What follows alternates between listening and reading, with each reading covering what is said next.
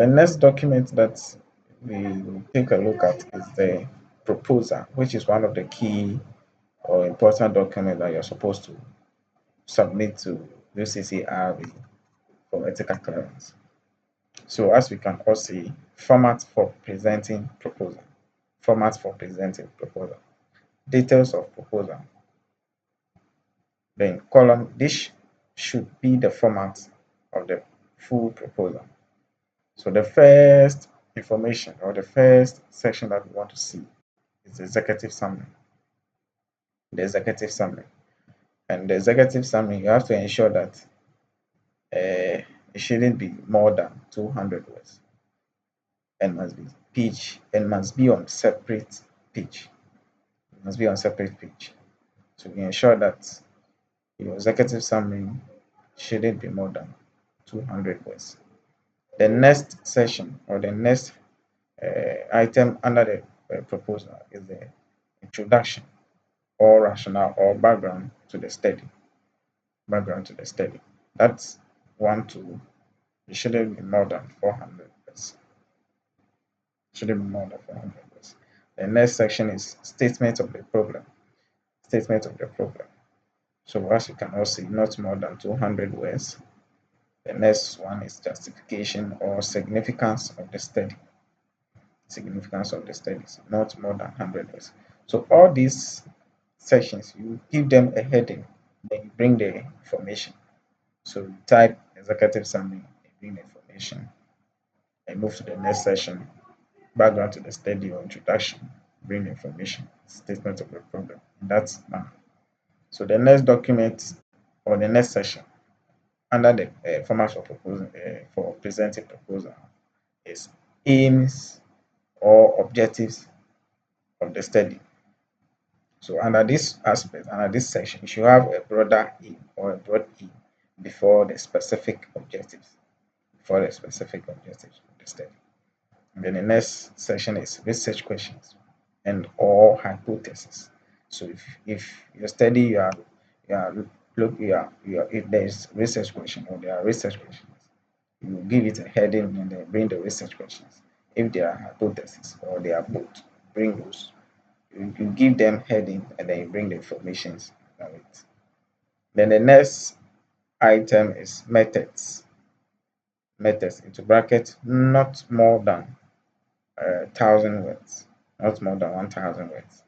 And under the methods, we want to see information about study design. So you give it a heading, study design, then you bring the information under study design. And then the next section is study site. Study site. The next section is population. Move to sample and sampling procedure. Inclusion and exclusion criteria.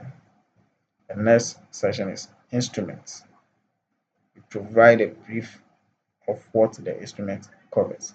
So you give it a heading and then bring the information under the instruments.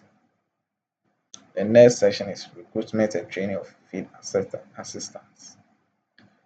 Into bracket indicates whether you use or not. Do not leave this section blank or delete it. So if you are going to use research assistants, you have to indicate it.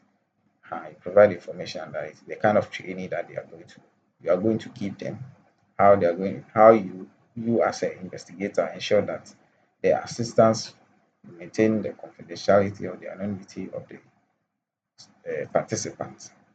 And the next section is data collection or experimental procedures. The next section is data analysis. You have to justify the proposed methods of analysis. The next section is data management. Should cover sample storage and transportation, if any. The next section is ethical considerations. Ethical considerations. Under ethical consideration, you have to consider the ethical issues, how you propose to deal with them, procedure for administering the consent form, demonstrate how the findings will be reported ethically. Then the next section is expected outcome or results, and it shouldn't be more than 100 words. Then we move to references for cited words only. your cited works only, and then work plan. The work plan you should provide a table. So you have your activity and the time or the timeline of doing those activities. So it should be in table. The next one is budget. That one too should be in table. Provide a table. And then the last section under the format for presenting proposal is definition of key terminologies when necessary. So if there are key terminologies that you are supposed to define, you bring them. If they are not, then that's fine. So all these sections that I have talked about, you give them heading. You give them heading, then you provide the information. The heading will come and provide the information. And you should arrange them as we can see here. You don't bring introduction, then you go and bring executive summary. The executive summary should come before the introduction. So you are going to arrange them as we can all see here from the former executive summary to the last aspect, definition of key terminologies.